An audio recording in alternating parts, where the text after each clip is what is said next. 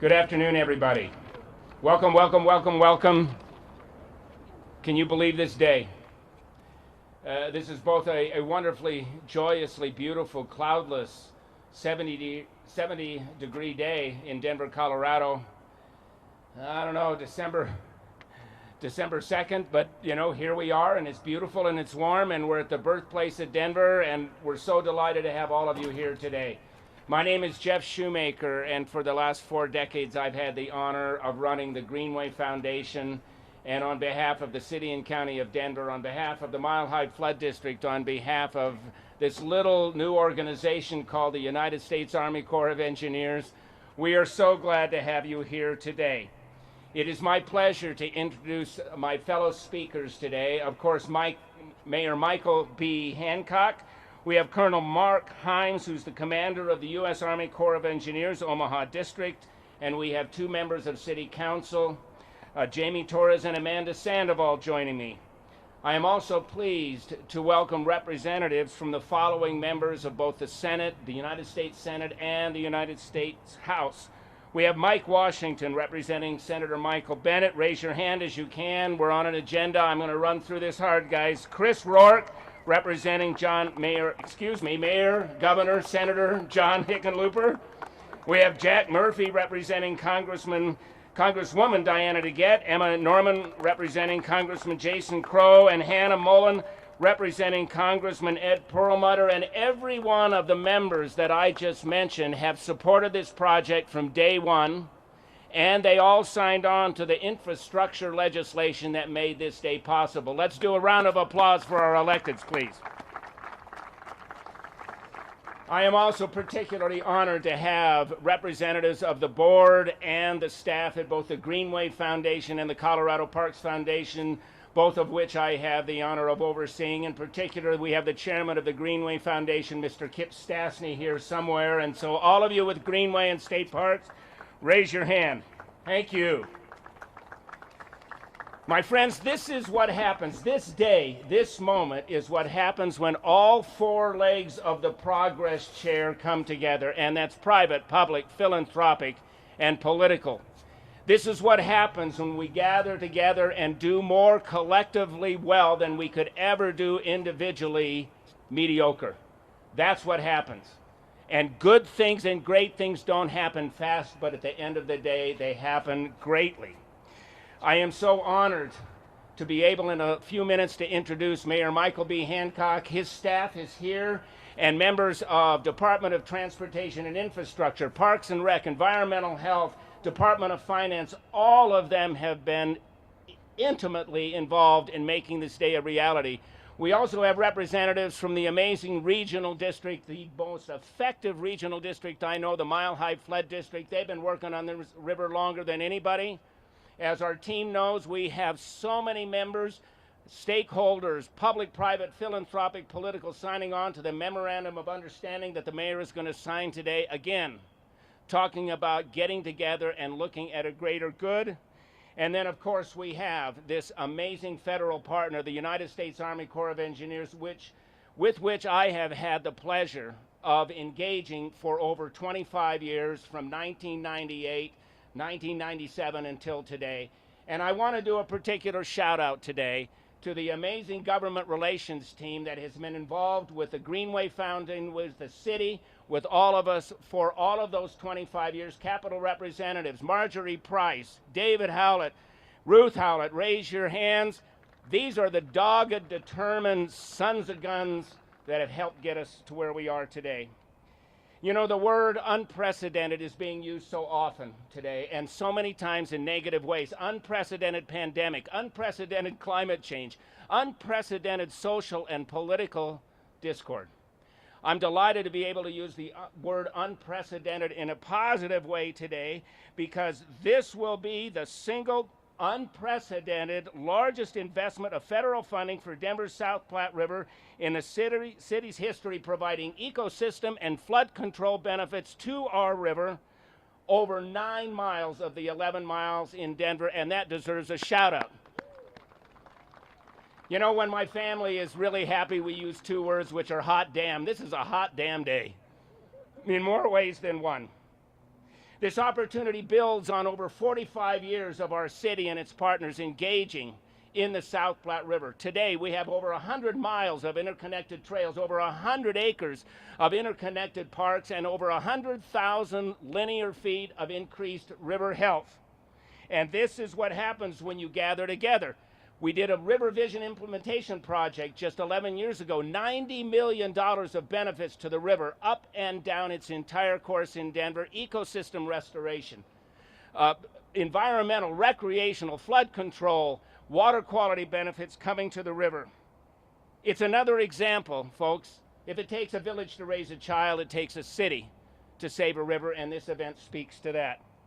During these times of unprecedented challenges, on so many fronts, it is my belief that if nothing else appears to be constant or reliable, there is a gift in all of our communities that does remain constant and does remain reliable, and that constance and that reliability is our rivers. Rivers don't care about any particular moment. They don't care about when or what or who. Rivers do care about us. They care about our company. They care about our presence. Rivers are places of gathering. Rivers are places for anyone, everyone, every person, every neighborhood, every background, every age, everywhere. Rivers don't care from where we arrived. They just want us to arrive. And then they want us to play. And they want us to breathe. And they want us to rest. And this day, this very opportunity, this very moment will allow our river, our city's greatest natural resource, to be even greater. Let me finish with this, and this will be no surprise to you poor souls who have to deal with Shoemaker on a daily basis. Almost 50 years ago, when this river had no voice, when few people believed that this river could be anything other than the ignored dead dump that it had become, by 1974, a voice volunteered. And when that voice was laughed at and was dismissed, including by his 20-year-old son, that voice just chuckled and smiled, and you guys know what's coming, and said, "Mark my words, one day the best place to live, work, and play in Denver will be along the South Platte River." Well, one day is this day. But let us take that best, and let us make that best even better. Thank you for this river moment. I love you, Pops. Let's make shit happen. It's my pleasure to introduce the one, the only Mayor Michael B. Hancock. Thank you.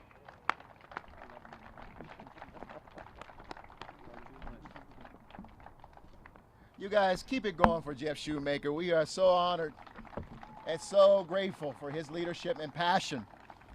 Any question that this guy's passionate about South Platte or any river, anywhere? Not at all. And I want to just thank Jeff for his continued stewardship and leadership of our river and our river system. I want to acknowledge, of course, council members here, Councilwoman Torres and Sandoval, who represent really the bright future of our city, both who are standing here. You'll hear from them in just a moment. Thank you. Give them a round of applause. And Jeff acknowledged members of my administration who are here to underscore the importance of this. Of course, Alan Salazar, our Chief of Staff, and I see Laura Andrete, as well as Happy Haynes. Laura running our Community Planning Development, Happy Haynes, who runs our Parks and Recreation Department, and so many of the other departments who are critical to what we do in the city, but also part of this effort here. And I am grateful that Colonel Mark Himes has joined us as part of from the Army Corps of Engineers. We'll hear from him in just a moment as well. But as I was standing here, I'm looking right here at this confluence of the South Platte and Cherry Creek rivers, where our city was born over 150, almost 160 years ago. The history of the river and the history of Denver go hand in hand. And as part of that, we can also acknowledge that the land on which we stand before settlers arrived was the ancestral home of the Ute, Cheyenne, and Arapaho peoples. As a community and in partnership, we have a duty to honor that history our history by continuing to invest in our river so that remains a space everyone in Denver can enjoy. I want you to look at this river just like any other spring day, even though we know we're in the dead heat of the fall, close to winter, and we stand in almost 80-degree weather. There was a time you would not even touch this water. When our city and so many of our predecessors turned their backs on this river and dumped some god-awful things, as Jeff pointed out. His father and the great visionary of Mayor Bill McNichols decided it was time to reclaim this river. And so today, I am particularly honored to have been the mayor of the city and been handed that baton and the burden of continuing our efforts to reclaim this river and to return it back to its luster and as a real asset for the people of our city and our entire state.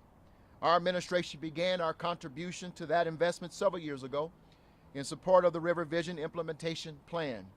The results of that, Weir Gulch, Johnson Habitat, Vanderbilt, and Grant Frontier Parks, Pasquinel's Landing and Glowville Landing right here at Shoemaker Plaza, and others on the way are benefiting our residents and neighborhoods right now.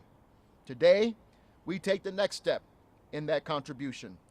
With the South Platte River project, we intend to make, as Jeff pointed out, the largest ever investment, over $550 million federal, state, regional, and local and private funding in the restoration and conservation of the South Platte River ecosystem.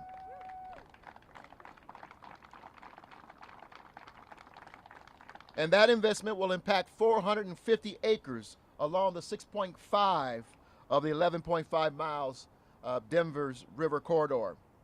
Now, President Biden's bipartisan infrastructure bill, which I was proud to be a part of as the leadership of the Mayor's Transportation Communication Committee nationwide, worked to make possible and was finally very grateful that Congress finally approved the bill.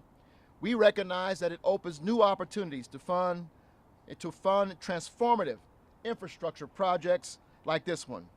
You can be sure that this will be one of the top priority projects that we will advance for funding. I can't think enough, of course, as Jeff again pointed out, the thing about following Jeff Shoemaker, he says everything that you're supposed to say because he's so knowledgeable.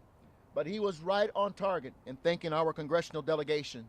We want to thank, and those of you who are here to represent them, please know and please share with our elected representatives that we saw them, we heard them, and we're grateful that they saw and heard us and made sure the infrastructure bill was passed in Congress. Please give our delegation a round of applause. Senator Bennett, Senator Hickenlooper, Representative Diana DeGette, Representative Jason Crow, Representative Joe Neguse, and Representative Ed Perlmutter.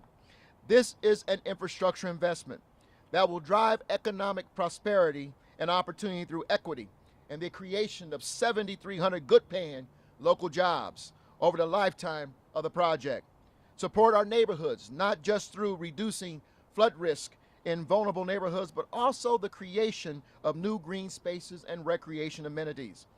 Take climate action and repair environmental justice through the conservation of this treasured outdoor space, reduce the temperatures of the water, and mitigate heat islands in some of the most underserved neighborhoods. The MOU we're signing today is our communities coming together to express our commitment to this project and the positive benefits it will bring to communities up and down the riverbanks. Again, I want to give a special acknowledgement to all of our MOU partners here today. And it's not too late. Anyone else here who wants to be a part of this MOU, make sure you let us know. We'll be happy to add your name in your organization. While this is an infrastructure investment we intend to make today, it's really a community investment in our city that will be felt by residents even decades from now. It's a once-in-a-generation opportunity to make lasting improvements to the South Platte River and our community. A new life for our river starts today, and I couldn't be more excited to start this journey, actually to continue this journey. To all the Shoemakers and the Bill McNichols of the past, the members who are part of that first advisory group who came together to begin our reclamation projects. To Mayor Federico Pena, Wellington Webb, John Hickenlooper, who were my predecessors, Bill Vidal, who put a stake in the ground and say we're happy and proud to accept this baton. As mayor for the past 10 years, over 10 years, I was proud to carry that baton and will be proud to hand it off to my successor as well. This is our journey, and this is our calling of our time. With that, I'm proud to bring up Colonel Mark Hines from the U.S. Army Corps of Engineers. Give him a round of applause. Great partner.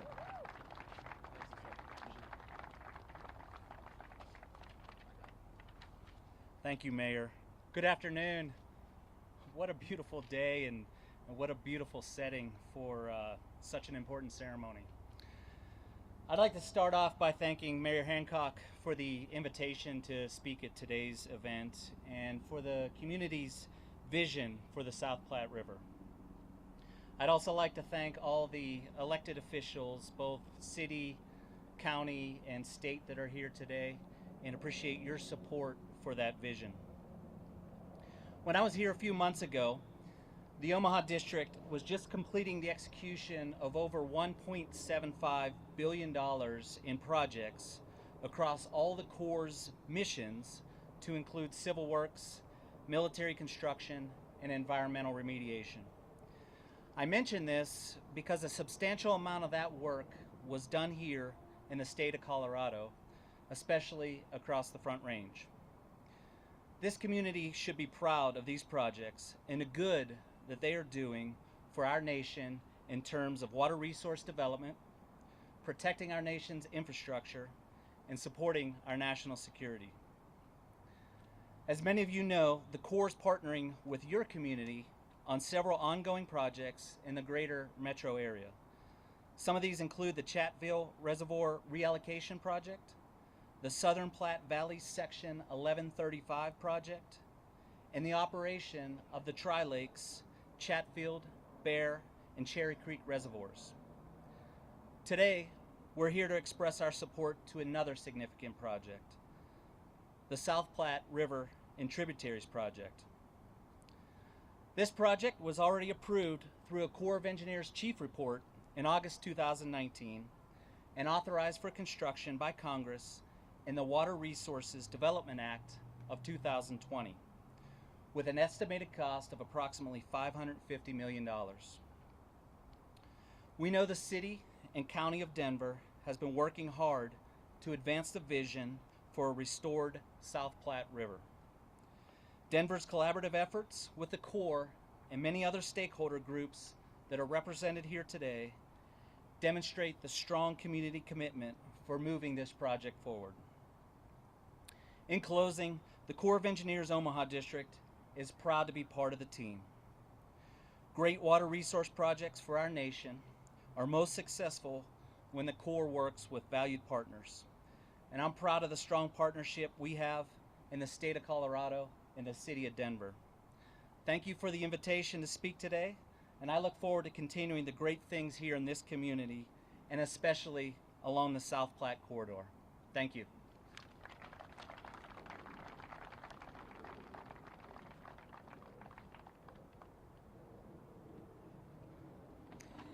Good afternoon, everyone. If you'll indulge me, as we're here to recognize our natural environment and under the watchful eyes of our ancestors, the Denver City Council honors and acknowledges the land on which we reside as the traditional territory of the Ute, Cheyenne, and Arapaho peoples. We also recognize the 48 contemporary tribal nations that are historically tied to the lands that make up the state of Colorado. We honor elders past, present, and future, and those who have stewarded this land throughout generations. We also recognize that government, academic, and cultural institutions were founded upon and continue to enact exclusions and erasures of Indigenous peoples. May this acknowledgement demonstrate a commitment to working to dismantle ongoing legacies of oppression and inequities and recognize the current and future contributions of Indigenous communities in Denver. I am Jamie Torres. I am honored to represent Denver's West Side, District 3. I'd like to start by acknowledging my predecessor, Paul Lopez, now Clerk Lopez, who prioritized this project for 12 years in his tenure as city councilman for District 3 and deeply committed to the reason we're also here today. I want to take you back a little bit.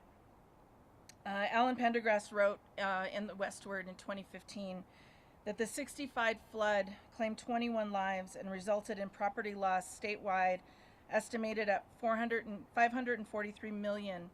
Adjusted for inflation, that's more than $4 billion. The worst damage in the Denver metro area. No natural disaster had a more profound or lasting impact on state policy or in shaping Denver as we know it today. The flood ravaged hundreds of homes and all but obliterated dozens of businesses that may never recover.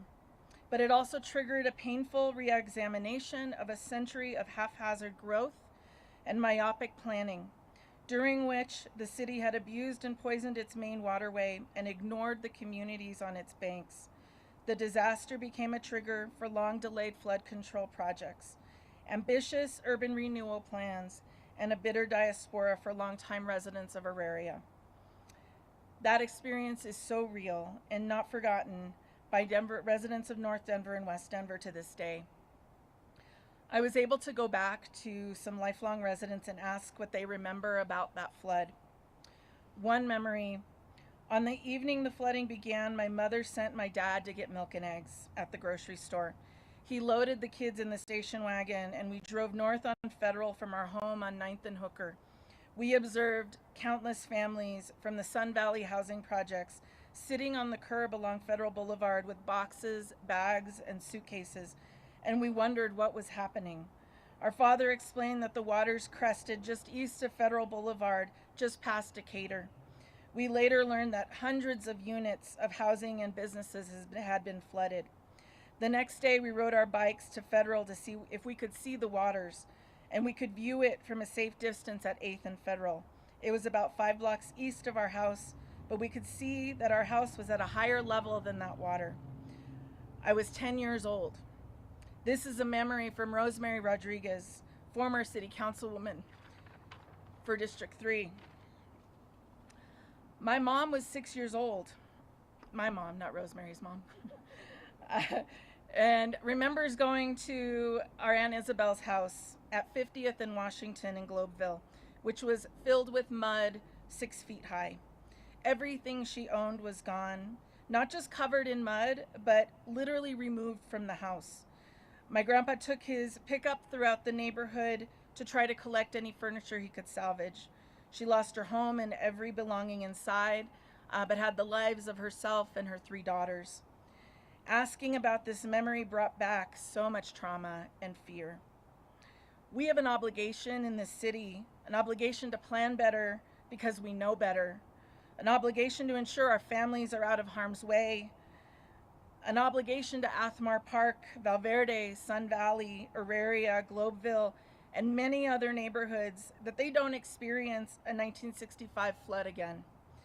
An obligation to return our natural resources to their glory and state of respect and honor.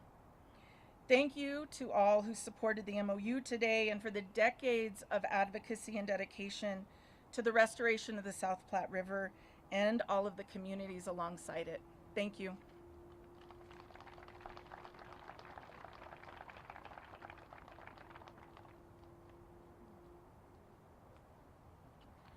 Hello everyone. Last but not least, I am Amanda Sandoval, proud to represent right here in Northwest Denver, District 1. As a long lifetime resident of Denver, I used to come right behind you to the Forney Museum, and I was often told that I was not allowed to go near the river, and I did not understand why. I couldn't understand why I could not go to one of the places that I wanted to enjoy, where my mom was from Minnesota, and I could play in the rivers, I could play in the lakes there. So I started working in city council in 2012 to one of my predecessors, Judy Montero. I was sent to REI for a meeting to learn about this project that now, as the city councilwoman of Northwest Denver, I'm proud to be here today with you for the signing of the MOU. That was 9 years ago, and when I think about all of the ancestors who have come before us, my father, Paul Sandoval, was in the state Senate, along with Joe Shoemaker. And they had a vision together. One wanted education for Latinos, and one wanted a river that we could all enjoy. And so they did something that was very uncommon during the 70s. They crossed the aisle, a Latino man and a white man, one a Democrat and one a Republican. And they knew that they both had a vision and they could not do it just alone, that they had to come together. And that's what I see today, is all of us coming together for something that is bigger than me, bigger than all of us, and that hopefully my grandkids and my great-grandkids will not have the same experience that I had of being afraid of this river and not using it, but using it as a resource that it should be. I'd also like to thank Denver Parks and Recreation, the Mile High Flood District, the Greenway Foundation, who have been working on these projects longer than any of us. It takes many resources to be so steadfast in your work and to work on one project. Right now, currently on City Council, I'm working on so many projects it makes me dizzy sometimes at night. And I'm not able just to focus in on one project, the South Platte River. So thank you for those of you who did do that, who saw the vision of Denver, who saw the vision of what it used to be. It used to be a meeting ground. This space here, confluence, where these two rivers came together, were very, very sacred for Indigenous people. And now we are turning it back into a place where people can come and play, kids can come and down, dogs, maybe some kayaking, hopefully not in this kind of weather, hopefully in the summer.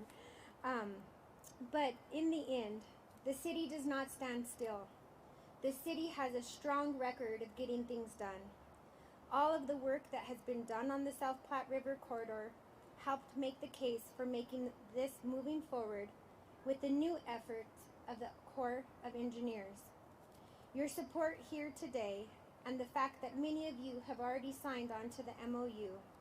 We are not the oldest court project in the nation that is waiting for a green light on funding, but we are one of the most enthusiastically supported, prepared, and ready for implementation. Thank you all.